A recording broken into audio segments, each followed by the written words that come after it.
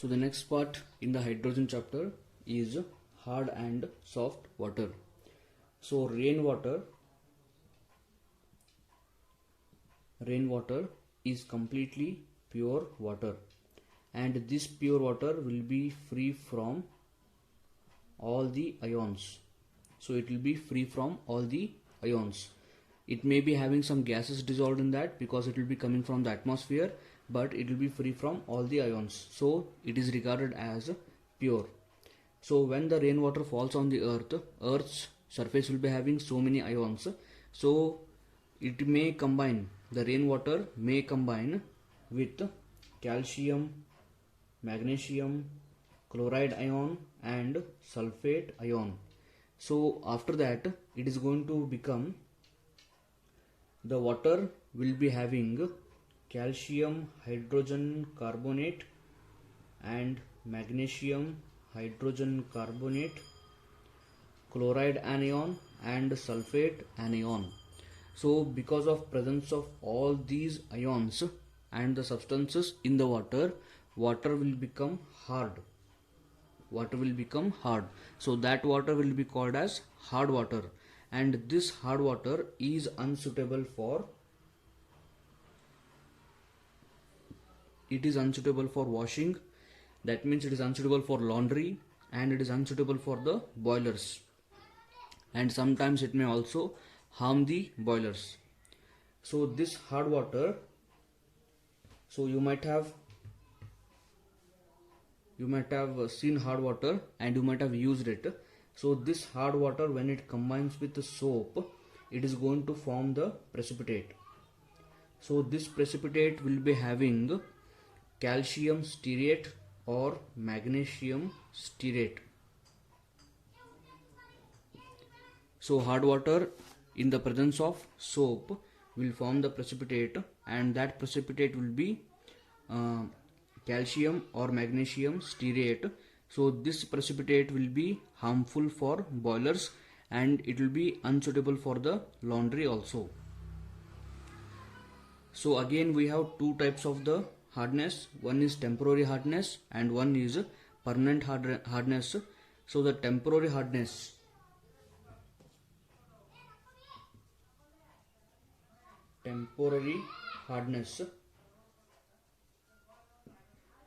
so this hardness is because of the presence of the magnesium or calcium hydrogen carbonate. It is because of the magnesium and calcium hydrogen carbonates which can be removed. So the removal of these carbonate involves boiling.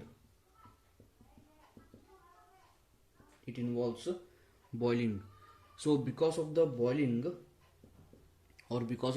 of the hard water, magnesium carbonate or magnesium hydrogen carbonate, after heating it will become magnesium hydroxides.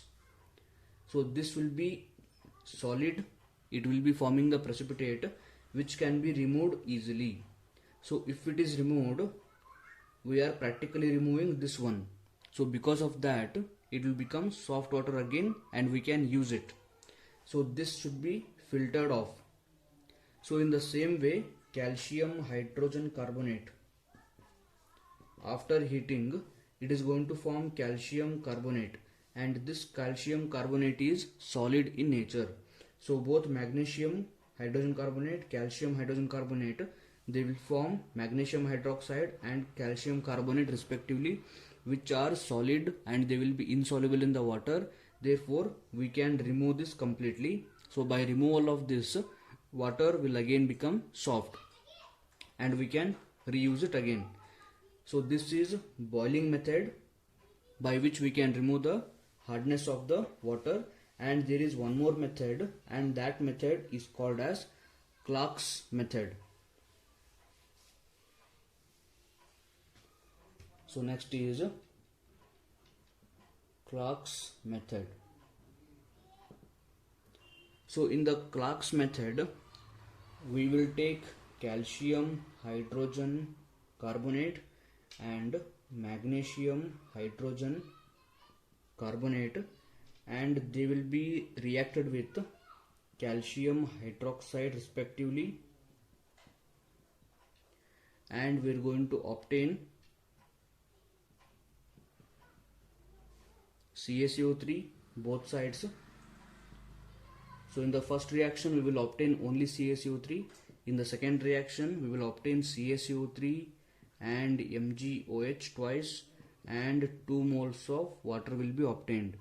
So in the Clark's method, the calcium hydrogen carbonate and magnesium hydrogen carbonate, they will be reacted with limited quantity of the lime water. So this CaOH twice is formula of the lime water. So lime water will combine with that reactant, and we are going to get CaCO3 solid and MgOH twice solid. So these solids will be insoluble in the water, which can be removed.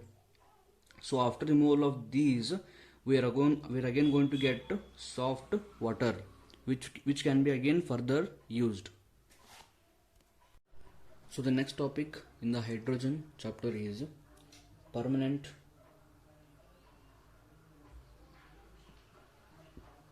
hardness of water. So we're going to study how water will become hard permanently and how it can be removed. So water will be becoming permanently hard because of the CaCl2 and MgSO4 presence. So these CaCl2 and MgSO4, when they are present in the water, they will be called permanently hard, and these cannot be removed by boiling. They can't be removed by boiling. So we need to see some other methods by which we can remove the hardness of water in the permanently hard water. So the first method is treatment with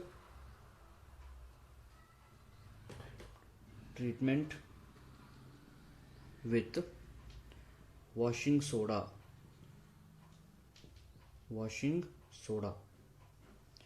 So we're going to react hard water with washing soda, and we're going to get soft water. So here in the place of Ca and Mg, I will take MCl2, and this will be react with washing soda, that is sodium carbonate, and we are going to obtain MCO3, that is metal carbonate, and 2 sodium chloride. So this MCO3, it can be CaCO3 or MgCO3, and this will be in the solid state and it will be insoluble in the water. So when it is formed, it can be removed from the reaction. So if it is removed, water will become soft, because basically we are removing this MCl2 here, you can see. So CaCl2, if we react with Na2CO3, we are going to get CaCO3 plus NaCl. So CaCO3, if it is removed, water will start to become slowly soft. And in the similar way, we can take metal sulfate and we can react that with sodium carbonate. We are going to obtain MCO3 plus sodium sulfate. So again the same reaction, just the difference is we are taking metal sulfate, it can be calcium sulfate or magnesium sulfate, and that will be reacted with washing soda, and after the reaction we are going to get metal carbonate. So this metal carbonate can be magnesium carbonate or calcium carbonate. So this will be insoluble in the water, so it can be removed easily. So after the removal, water will slowly start to become soft again. So this is one method. The second method is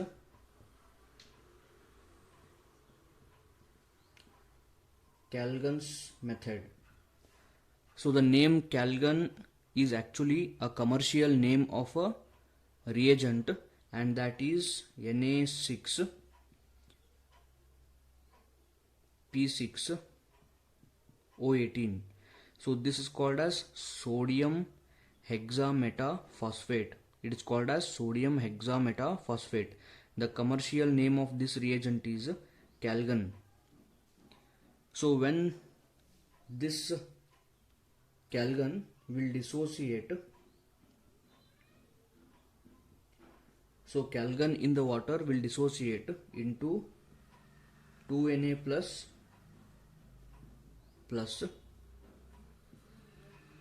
Na4P6O18 minus 2.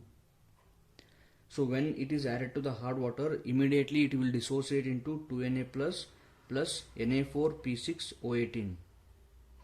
Now this Na4P6O18 will react with M plus 2. So here M plus 2 can be Mg plus 2 or it can be Ca plus 2.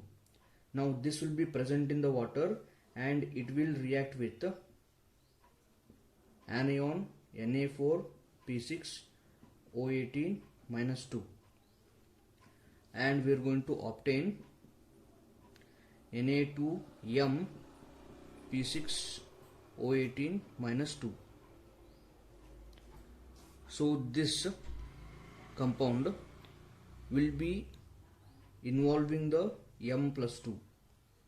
Therefore this will be present in the solution. So if we try to react this solution with the water, we will not get any precipitate, because here whatever the magnesium or calcium is present, that will be present inside this anion. Therefore water will tend to become soft. So this is Calgon's method. The next point is heavy water.